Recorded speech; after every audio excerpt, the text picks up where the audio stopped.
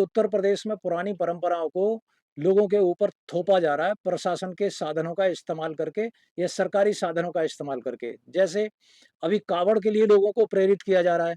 यहाँ लोगों को सुरक्षा नहीं मिल रही है, वहाँ कावड़ियों के लिए 70-70 हज़ार सुरक्षाकर्मी लगाए जा रहे हैं। और जो कावड़िए इतनी उद्दंडता के साथ जनता के साथ पेश आ रहे हैं, कभी गाड़ियों को तोड़ रहे हैं, पढ़े-लिखे डॉक्टर, इंजीनियर्स के साथ बदसलूकी कर रहे हैं, जो जनसेवा में लगे हुए अधिकारियों के साथ बदसलूकी कर रहे हैं, ऐसे लोगों को वो सरकार संरक्षण दे रही है। तो कहीं अच्छे दिन के तो मुझे तो संकेत नहीं लग रहे हैं। और जिस प्रकार से जंगल राज उन्होंने कायम कर दिया है, जिस गौरक्षा की बात कर रहे हैं, वो गायें सड़-सड़ के मर रही हैं। चाहे वो गौशालाओं में सड़-सड़ के मर रही हैं या रोड पर सड़-सड़ के मर रही हैं, गंदगी खा रही हैं, सड़ा हुआ जो कूड़ा-कबाड़ा है उसे खा रही हैं, उनके खुर जो है घिस गए हैं, लंगड़ी हो गई हैं गाय, तड़फ-तड़फ करके रोड पर मर रही हैं। तो ये सब जो है एक जंगल राज का संकेत मुझे मल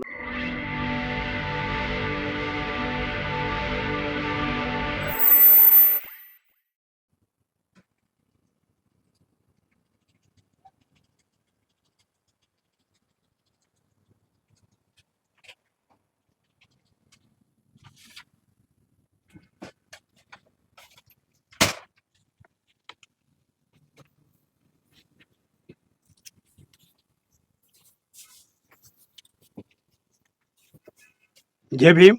मैं मेवालाल। साथियों, आज मैं समझने के लिए आया हूँ। साकेत कोट है, जैसा कि आपने सब जानते हैं कि बाबा साहब ने कहा था, शिक्षा वो शेरनी का दूध है जो पिएगा वो दहाड़ेगा। और संत गाडगे ने भी कहा था कि अगर आपके पास थाली नहीं है तो आप हाथ में लेकर रोटी खा लेना, लेकिन बच्चों को जरूर पढ़ाना। और सावित्रीबाई फुले, ज्योतिबा फुले समाज को पढ़ाने के लिए उन्होंने गोबर और मिट्टी, कीचड़ मिट्टी खाया, लेकिन स्कूल खोल करके बच्चों को पढ़ाया। लेकिन इस समय यूपी सरकार, राम राज की सरकार जो कहा जाता है, वहाँ पर मधुशाला खोला जा रहा है और पाठशाला को बंद किया जा रहा है। जैसा कि लोग अक्सर अपनी जान बचाने के लिए डॉक्टर के पास जाते हैं, अपना सब कुछ उसको बताते हैं क्या बीमारी है। ठीक उसी तरह से न्याय पाने के लिए लोग एडवोकेट, वकील के पास जाते हैं। तो वही समझने के लिए मैं, हमारे साथ एडवोकेट सिद्धांत गौतम हैं। आज इनसे जानूंगा कि ये सामाजिक चिंतक है, कि इनसे समझूंगा कि आखिर ये जो समाज में हो रहा है, ये क्या आगे इसका रिजल्ट निकलेगा। जैसा कि एडवोकेट कहा जाता है कि वो आपको न्याय दिलाने में सक्षम है। लोग जब परेशान होते हैं तो लोग एडवोकेट के पास जाते हैं। तो मैं इसलिए, सामाजिक चिंतक भी हैं, एडवोकेट भी हैं, और लोगों के पास जाकर उनको न्याय दिलाने का भी काम करते हैं। सर, ये जो राम राज उत्तर प्रदेश कहा जा रहा है, वहाँ पर जो शिक्षा है उसको बंद किया जा रहा है, तो क्या आपको लगता है कि ये अच्छे दिन का संकेत है? देखिए, सबसे पहली बात तो मुझे ये बात समझ में नहीं आती है कि जिसको रामराज कहते हैं, वो लोग गलत कहते हैं। रामराज नहीं, आज विधान का राज है, संविधान का राज है। तो संविधान के राज में आज कुछ लोगों को भ्रमित करके या देश की जनता को भ्रमित करके यहाँ पर कुछ ताकतें सत्ता में आ गई हैं और वो ताकतें अब जनता के उस जनादेश का दुरुपयोग करके उसी जनता के खिलाफ काम कर रही हैं। तो इसलिए मेरा मानना ये है कि जो उत्तर प्रदेश में जिस शासन की बात कर रहे हैं, उस शासन में बैठे हुए योगी जी जो हैं, वो आज के संविधान के मुताबिक काम नहीं कर रहे हैं। जो संविधान में सामाजिक न्याय, शिक्षा, वैज्ञानिक सोच को विकसित करने की जो बात है, उसके लिए योगी जी काम नहीं कर रहे हैं। वो पुरातनपंथी लोग हैं, वो धोती लंगोटी में खुद रहते हैं और उसी कल्पना को लेकर के वो शासन कर रहे हैं। क्या ये अच्छे दिन का संकेत नहीं है सर? जैसा कर रहा है कि अच्छे दिन के आ रहे हैं? देखिए, मैं तो इस बात से बिल्कुल इत्तेफ़ाक नहीं रखता कि अच्छे दिन आ रहे हैं। कहीं जैसे उत्तर प्रदेश में आज सरकार 70,000 उत्तर प्रदेश में जिस अच्छे दिन की बात कर रहे हैं, मैं कहता हूँ कि बुरे दिन आ रहे हैं लोगों के। क्योंकि दुनिया में जो भी आविष्कार हुए हैं, वो स्कूल में जाने वाले बच्चों से, कॉलेज में जाने वाले बच्चों से, यूनिवर्सिटी में जाने वाले बच्चों से और लैब में प्रयोग करने वाले वैज्ञानिकों के माध्यम से हुए हैं। ना कि पुरानी परंपराओं को ढोने से। आज उत्तर प्रदेश में पुरानी परंपराओं को लोगों के ऊपर थोपा जा रहा है प्रशासन के साधनों का इस्तेमाल करके या सरकारी साधनों का इस्तेमाल करके। जैसे अभी कावड़ के लिए लोगों को प्रेरित किया जा रहा है। यहाँ लोगों को सुरक्षा नहीं मिल रही है, वहाँ कावड़ियों के लिए 70-70 हज़ार सुरक्षाकर्मी लगाए जा रहे हैं। और जो कावड़िए इतनी उद्दंडता के साथ जनता के साथ पेश आ रहे हैं, कभी गाड़ियों को तोड़ रहे हैं, पढ़े-लिखे डॉक्टर, इंजीनियर्स के साथ बदसलूकी कर रहे हैं, जो जनसेवा में लगे हुए अधिकारियों के साथ बदसलूकी कर रहे हैं, ऐसे लोगों को वो सरकार संरक्षण दे रही है। तो कहीं अच्छे दिन के तो मुझे तो संकेत नहीं लग रहे हैं। और जिस प्रकार से जंगल राज उन्होंने कायम कर दिया है, जिस गौरक्षा की बात कर रहे हैं, वो गायें सड़-सड़ के मर रही हैं। चाहे वो गौशालाओं में सड़-सड़ के मर रही हैं या रोड पर सड़-सड़ के मर रही हैं, गंदगी खा रही हैं, सड़ा हुआ जो कूड़ा-कबाड़ा है उसे खा रही हैं, उनके खुर जो है घिस गए हैं, लंगड़ी हो गई हैं गाय, तड़फ-तड़फ करके रोड पर मर रही हैं। तो ये सब जो है एक जंगल राज का संकेत मुझे मिल रहा है, जी। अच्छे राज का नहीं। मैं सर आपको ये जानना चाह रहा हूँ आपसे कि जैसे अगर विपक्ष इसका विरोध करता है, तो सरकार का सीधा सा उत्तर होता है कि ये लोग राजनीति कर रहे हैं। तो क्या ये अगर जो समाज में चाहिए अगर नहीं मिल रहा है, तो विपक्ष बात उठाती है, तो क्या राजनीति करना होता है? देखिए, लोकतंत्र में विपक्ष सत्ता पक्ष से भी बढ़िया भूमिका अदा करता है। लोकतंत्र में अगर विपक्ष नहीं होगा, तो लोकतंत्र नाम की चीज़ नहीं होगी। अगर लोकतंत्र में विपक्ष जनता सरकार की गलत नीतियों का विरोध करते हैं, तो समझ लीजिए कि वो जनता के हित का काम करते हैं। और विपक्ष ही है कि जो निरंकुश सरकार को लगाम लगा सकता है या सरकार की गलत नीतियों में सुधार करने के लिए सरकार को बाध्य कर सकता है। और अगर विपक्ष इस बात के लिए विरोध करता है, तो वो जनहित में काम करता है।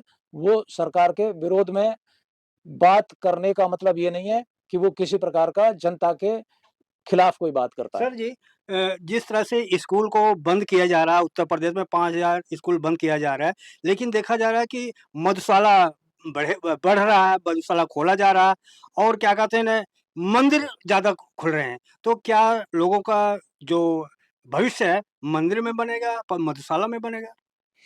देखिए, मंदिर और मधुशाला में जाने से कभी कोई doctor, engineer, teacher, professor, IAS, PCS, नेता, ठीक है, साइंटिस्ट नहीं बनते हैं।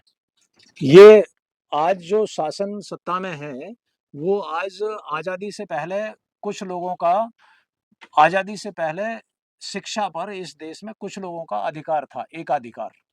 और उस एकाधिकार के कारण इस देश का बहुत बड़ा तबका शिक्षा से वंचित था। और शिक्षा से वंचित रहने के कारण ये देश गुलाम बना। क्यों? क्योंकि लोगों में जागरूकता नहीं थी, अपने राष्ट्र के प्रति वो भावना नहीं थी, राष्ट्रभक्ति की भावना नहीं थी। और जो लोग जिनका एकाधिकार था, उन लोगों ने उस शिक्षा को जन सामान्य तक नहीं पहुँचने दिया।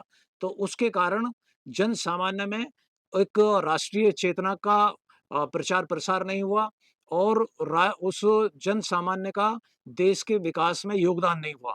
और उसके कारण हमारा देश कमज़ोर रहा और गुलाम बन गया। और आज वही लोग जिन लोगों ने इस देश में शिक्षा, सम्मान, संपत्ति, संसाधनों से लोगों को वंचित रखा, वही लोग आज सत्ता में आ गए हैं।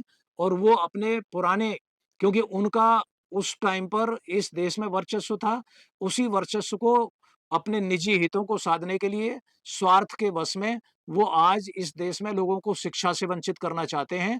और शिक्षा से वंचित करने के लिए उनके मन और बुद्धि में विकार पैदा करके उन्हें मानसिक तौर पर कमज़ोर करना चाहते हैं। इसलिए मदिरालय खोले जा रहे हैं या जिसको कहते हैं मधुशालाएँ खोली जा रही हैं, शराब के ठेके खोले जा रहे हैं।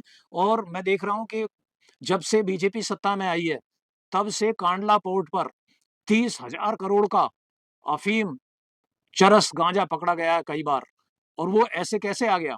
इसका मतलब ये है कि उसमें उन लोगों की साठगांठ है कि जो लोग इस देश में देश की जनता को अज्ञानी बना करके, उनको मानसिक तौर पर कमज़ोर करके, उन पर हमेशा के लिए शासन करना चाहते हैं।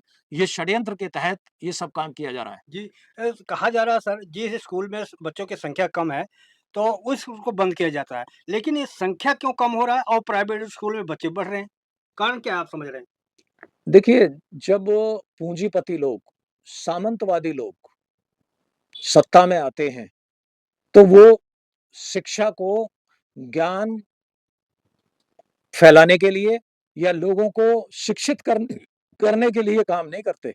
वो अपना बिज़नेस चलाते हैं। उन्हें इस बात से मतलब नहीं है कि गरीब आदमी के बच्चे को शिक्षा मिलेगी या नहीं मिलेगी। उन्हें इस बात से मतलब है कि उन उस शिक्षा के माध्यम से वो कितना पैसा कमा सकते हैं।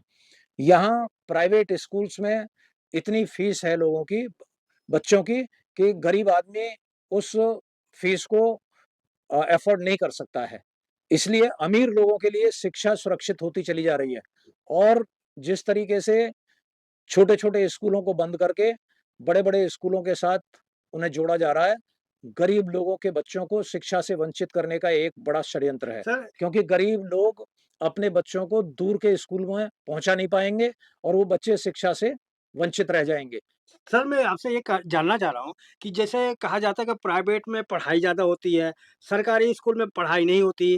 तो क्या ये हकीकत है या इसके पीछे और कुछ कारण है कि जो बच्चे सरकारी में नहीं जा रहे हैं, प्राइवेट में जा रहे हैं?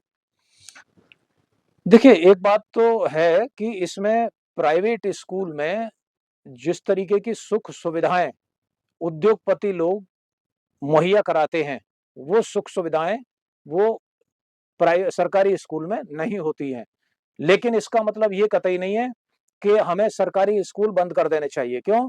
क्योंकि प्राइवेट स्कूल में जितनी बड़ी फीस ली जाती है, वहाँ गरीब आदमी अपने बच्चे को भेज नहीं सकता और अब गरीब आदमी को अपने बच्चे को शिक्षित करना है, तो उसे सरकारी स्कूल में भेजना पड़ेगा। सर, मैं आपसे जानना चाह रहा हूँ, क्या जो प्राइवेट स्कूल का जाल बिछ रहा है, तो क्या इसमें गार्जियन का कमी नहीं है कि प्राइवेट में स्कूल लिखा जब बच्चा जाता है, उसके लिए ट्यूशन लगवाते हैं, बच्चों को पढ़ाते हैं केयर ज़्यादा करते हैं। लेकिन जब सरकारी में पढ़ता है, तो उनको केवल स्कूल के भरोसे छोड़ दिया, वहाँ कहा जा रहा है खिचड़ी खाने जाते हैं। तो क्या गार्जियन का इसमें ज़िम्मेदारी नहीं है? नहीं देखिए, गार्जियन की इसमें कोई ज़िम्मेदारी ख़ास नहीं है क्योंकि गार्जियन बेचारे वो गरीब आदमी हैं। उन्हें उस बात का एहसास ही नहीं है कि भाई हमारा बच्चा जब इस सरकारी स्कूल में जा रहा है, वही बच्चे तो वो प्राइवेट में जाते हैं, तो क्या कहते हैं, सबको सुविधा देते हैं, कहते हैं ट्यूशन भी लगाते हैं। नहीं, कुछ लोगों के पास इतने आर्थिक साधन ही नहीं है कि वो प्राइवेट स्कूल में भेज सकें। तो मजबूरी में लाचार होकर के गरीब आदमी को अपने बच्चे को सरकारी स्कूल में भेजना पड़ता है और सरकारी स्कूल में भेजने वाला गरीब आदमी वो मज़दूरी करता है, मेहनत करता है और उसे इतनी ही झाड़ी या तनख्वाह मिलती है कि बस अपने बच्चों को कि वो खिला-पिला सकता है, कपड़े पहना सकता है, वो ट्यूशन के पैसे नहीं दे सकता है। तो इसलिए मजबूरी में गरीब आदमी को सरकारी स्कूल में अपने बच्चे को भेजना पड़ता है। लेकिन ये सरकार का दायित्व है कि ये जो गैप है, ये जो भेदभाव है, सरकारी स्कूल के बीच में और प्राइवेट स्कूल के बीच में ये खत्म होना चाहिए। शिक्षा का राष्ट्रीयकरण होना चाहिए। सबको समान शिक्षा मिलनी चाहिए और सबको समान अवसर मिलने चाहिए और मेरा मानना है कि सरकार को 20 साल तक सभी स्कूलों को सरकारी करके, सरकार को अपने अंडर में लेकर के सभी चाहे गरीब का बच्चा है या अमीर का बच्चा है, सबको समान शिक्षा सरकारी खर्चे पर 20 साल तक देनी चाहिए और उनको फिर एक बराबर के फील्ड में कंपटीशन में उतार देना चाहिए। उसके बाद जाति का टाइटल खत्म होना चाहिए, आरक्षण खत्म होना चाहिए और तब जाकर के देश में समतामूलक समाज का निर्माण होगा। क्या आपका क्या मानना है? एक आप एडवोकेट हैं, आप तो तर्क के साथ, प्रमाण के साथ बात करते हैं। तो क्या जो सरकारी स्कूल में बच्चे पढ़ते हैं, वो कमज़ोर होते हैं और प्राइवेट में जो पढ़ता है, वो स्मार्ट होते हैं? नहीं, देखिए ऐसा नहीं है। सरकारी स्कूल में पढ़ने वाले बच्चे को कमज़ोर नहीं कह सकते आप। वो बच्चे के अंदर हर बच्चे के अंदर एक प्रतिभा छुपी हुई होती है, बशर्ते कि उसे अवसर मिल जाए। अगर सरकारी स्कूल में पढ़ने वाले बच्चे को प्राइवेट स्कूल के जैसी सुविधाएँ मिल जाएँगी, तो हो सकता है कि वो उन प्राइवेट स्कूल में पढ़ने वाले बच्चों से भी अच्छी परफ़ॉर्मेंस देगा, अच्छा रिज़ल्ट देगा और वो उससे भी ज़्यादा देश के तरक्की में और निर्माण में योगदान देगा। सर, आपका क्या मानना है कि जैसे अगर सरकारी स्कूल में पढ़ाई नहीं होती, तो क्या मंत्री, विधायक और एमपी के बच्चे और जो सरकारी कर्मचारी हैं, उनको अनिवार्य कर दिया जाए कि आपको तभी जॉब मिलेगा जब सरकारी बच्चे आप इस सरकारी में नाम लिखाएँगे। तो क्या इससे स्तर बढ़ सकता है सरकारी स्कूल का? मैंने कहा ना, मैंने बिल्कुल कहा कि अगर इस देश में आपको सबको समान अवसर देने हैं और समतामूलक समाज का निर्माण करना है और सर्वांगीण विकास करना है देश का, तो सभी प्राइवेट स्कूलों को सरकार अपने अंडर में ले और सब चाहे वो मंत्री है या संतरी है या क्लर्क है या चपरासी है, गरीब है या अमीर है, सबके बच्चों को समान परिस्थितियों में सरकारी स्कूल में शिक्षा मिलनी चाहिए और 20 साल तक सरकार अपने खर्चे पर उनको शिक्षा उपलब्ध कराए और उसके बाद जो जाति के टाइटल हैं ये खत्म हों और उसके बाद आरक्षण भी खत्म कर दिया जाए और सबको एक समान तरीके से कंपटीशन में बैठने का अवसर दिया जाए। सर क्या जैसे कहा जाता है कि प्राइमरी स्कूल में ज़्यादातर बच्चे जो है हिंदू के बच्चे पढ़ते हैं या और जात के बच्चे पढ़ते हैं इसलिए बंद किया जा रहा है? आपका क्या मानना है? नहीं देखिए, मैं ये मानता नहीं हूँ कि भई प्राइमरी स्कूल में हिंदू के बच्चे पढ़ते हैं। जैसे गाँव में अगर एक प्राइमरी स्कूल है और उस गाँव में सभी जाति के लोग रहते हैं, सभी धर्मों के लोग रहते हैं, तो उस स्कूल में तो सभी धर्म और जाति के लोग आएँगे। ऐसा मैं नहीं मानता कि हिंदुओं के ही बच्चे प्राइमरी स्कूल में पढ़ते हैं। लेकिन मैंने जो जानकारी है मैं कई गाँव को मैं बता सकता हूँ कि वहाँ पर सबसे ज़्यादा हिंदू के बच्चे पढ़ते हैं। तो क्या हिंदू से इतना नफ़रत है कि स्कूल को बंद किया जा रहा है? ना, ये इसके पीछे तो मैंने आपको कारण बता दिया ना, कि आज़ादी से पहले और सदियों तक इस देश में जिसको बहुजन समाज कहते हैं, उसको शिक्षा से, संपत्ति से, साधनों से वंचित रखा गया और चंद लोगों ने इस देश पर शासन किया। आज वही चंद लोग, मुट्ठी भर लोग या अल्पसंख्यक लोग, वो चतुर चालाक लोग इस देश के बहुसंख्यक लोगों को अशिक्षित रखना चाहते हैं, अज्ञानी रखना चाहते हैं और उनके अंदर मानसिक और मन में विकार पैदा करना चाहते हैं। इसलिए उनको शराब और ठेके की तरफ दौड़ा रहे हैं और उनके लिए स्कूल बंद कर रहे हैं। तो उनके ऊपर हमेशा शासन करने का एक षड्यंत्र है ये। सर, मैं लास्ट सवाल आपसे पूछ रहा हूँ, क्या आपको नहीं लगता कि जो प्राइवेट स्कूल खुल रहे हैं जाल बिछ रहा है, तो क्या इसमें जो मंत्री हैं, संतरी हैं, मुख्यमंत्री हैं, विधायक, एमपी के स्कूल नहीं खुल रहे हैं? अधिकतर तो जो सामंतवादी लोग हैं, जो सत्ता में पहुँचे हुए लोग हैं, जो साधन संपन्न लोग हैं, वो लोग शिक्षा को एक व्यवसाय बना करके अपने स्कूल, कॉलेज खोल रहे हैं और उसी के कारण जो है ये एक गैप आ रहा है। ये जो क्या मा ये जो गैप आ रहा है शिक्षा में, ये उसी के कारण आ रहा है। वो अमीर जो राजनीतिज्ञ लोग हैं या ब्यूरोक्रेट्स लोग हैं, वो लोग अपने पैसे का इस्तेमाल करके और अच्छे-अच्छे प्राइवेट स्कूल खोल रहे हैं और उसको एक व्यवसाय बना दिया शिक्षा को उन्होंने, जिसमें गरीब समाज के आदमी को शिक्षा नहीं मिल पा रही है और अमीर समाज के बच्चे ही उच्च कोटि की शिक्षा लेकर के वो उच्च पदों पर पहुँच रहे हैं और इससे समाज में गरीब और अमीर के बीच में एक खाई बढ़ रही है। शिक्षित और अशिक्षित की जो तादाद है उसमें भी एक खाई बढ़ रही है। अमीर के बच्चे जो है योग्य बन रहे हैं गरीब के बच्चे अयोग्य बन रहे हैं। सर, सरकार तो ये चाह रही है कि गरीब के बच्चे ना पढ़ें। आप हमारे दर्शकों को बताएँ कि उनका क्या विकल्प है कि बच्चे पढ़ सकें? देखिए मेरा मानना ये है कि आज सोशल मीडिया का ज़माना है। आज हर गरीब को अपने घर में एक मोबाइल जो एंड्रॉयड फ़ोन जिसमें सुविधा है, वो रखना चाहिए।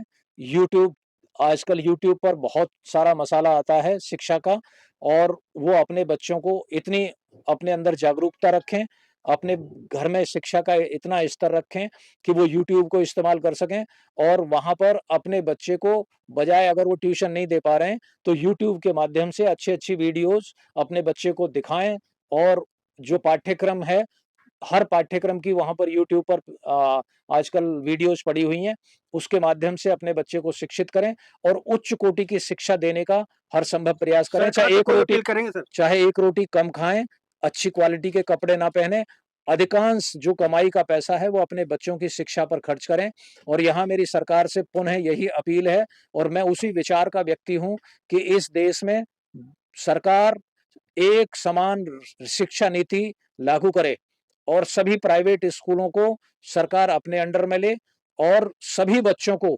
जाति, धर्म का भेदभाव छोड़ करके सभी बच्चों को 20 साल की उम्र तक समान शिक्षा दे और समान शिक्षा देने के बाद कंपटीशन के समान अवसर दें और समान अवसर देने के बाद सभी बच्चों के जाति के टाइटल खत्म हो और आरक्षण भी खत्म हो और तब जो है इस देश में समतामूलक समाज बनेगा, तब इस देश में बराबरी आएगी, तब देश का सर्वांगीण विकास होगा। धन्यवाद सर। सर आपने समय दिया, धन्यवाद। इसके लिए आपको बहुत-बहुत धन्यवाद। आपका बहुत-बहुत धन्यवाद, आपके चैनल को बहुत-बहुत धन्यवाद और मैं चाहता हूँ कि आप समाज में सामाजिक मुद्दों को और सार्वजनिक हित के मुद्दों को लेकर के कई बार बहुत अच्छी पत्रकारिता करते हैं, बहुत अच्छी वीडियोज़ डालते हैं और उसके माध्यम से समाज में एक चेतना पैदा होती है। सरकार को कहीं आगाह करने का एक माध्यम आपने अपने हाथ में ले रखा है। मैं आपके चैनल को बहुत-बहुत साधुवाद देता हूँ और मैं चाहता हूँ कि अधिकांश लोग आपके चैनल को देखें और उसको प्रचार और प्रसार करें। जी। धन्यवाद। तो साथियों आप देख रहे थे सिद्धार्थ गौतम थे। ये अच्छी बात उन्होंने बताया कि सरकार को भी चेतावनी दी, आप समाज को भी बताया कि आप किस तरह से अपने बच्चों को पढ़ा सकते हैं और आप कहाँ से देख रहे हैं कमेंट में जरूर लिखें और आपसे निवेदन है कि हमारे चैनल को सब्सक्राइब करें, लाइक करें, कमेंट करें क्योंकि आपका ही योगदान हमें बढ़ाएगा। धन्यवाद। जय भीम, जय भारत।